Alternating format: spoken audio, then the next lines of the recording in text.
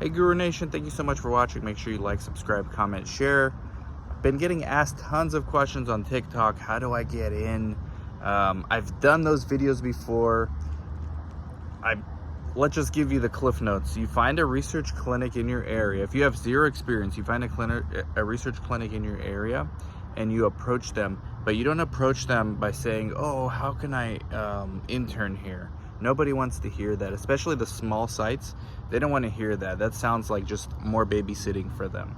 What you want to do is approach them and say, hey, I know you need help, and then you insert one of these 4 things in there. Getting studies, finding community clinicians, digital marketing presence, social media presence, and doing the actual operations. So any of those things that you can do, approach them with that angle. Maybe you can do multiple of those things. I know dozens of people who've used this strategy that actually got hired after they've been given like a 1-week internship. One of them, even after 1 day of internship, she got offered the job. Once you're in this industry, and here's the problem with this strategy. A lot of people are coming from other industries, so they're not willing to take a pay cut. And by all means, if you can hold out and find a place where your transferable skills from another industry are useful, like project management is one. That's a big one, right? Or if you come from business development in another industry, or if you come from contracts and finance or legal, you can get into clinical research in one of those similar roles in the industry. And then once you're in, you can grow any way you want in this industry. But let's say you are willing to take a pay cut, all right? So you come in, that's probably the best strategy, is go to the site level.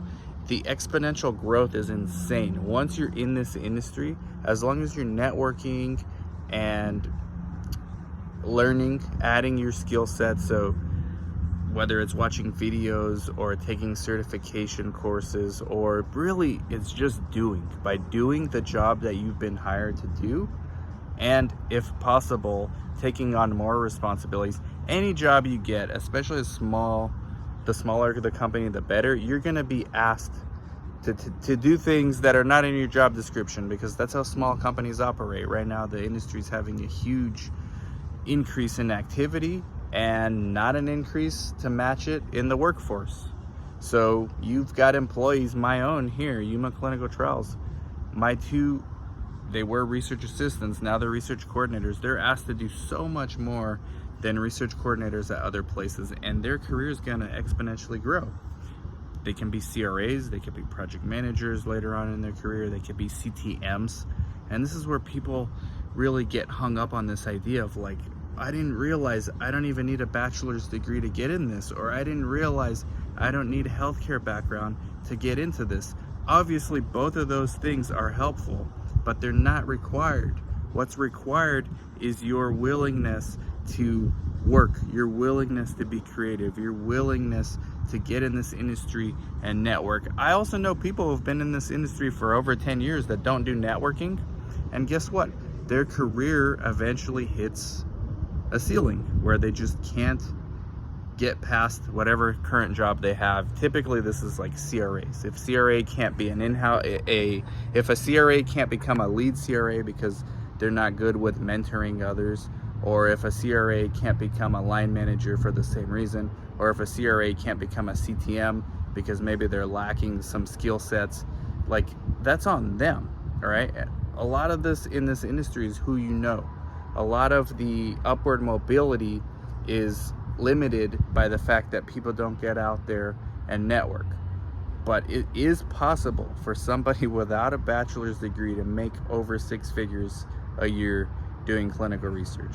Obviously, if you have advanced degrees, it's a little bit easier. Maybe it's shorter time span as well to do that. But at the end of the day, it boils down to networking and your ability to create and find the opportunities for yourself. And there are people doing this. I'm gonna try to feature more of these people on my podcast, on the interviews, so you can see how they did it. There's a million ways to do this, but get in, pay attention, look around, open your eyes, and figure out where the opportunities are, where the inefficiencies are. Here's a hint: There's tons of inefficiencies in this industry. Figure out your niche.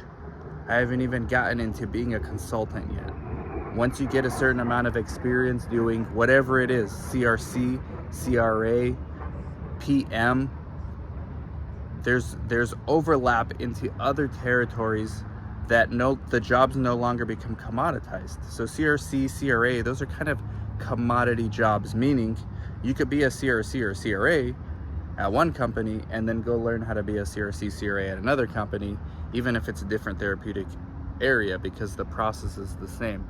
But when you go from a CRA to now regulatory affairs, you're creating value not just for the company that you're going to be working for, but for yourself, because you're adding to your skill sets. So always be looking for ways to add to your opportunities. Always be looking for ways to create opportunities for yourself.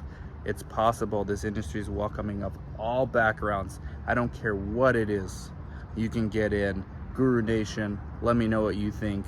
Like, subscribe, comment, share, and hello to everybody new from TikTok.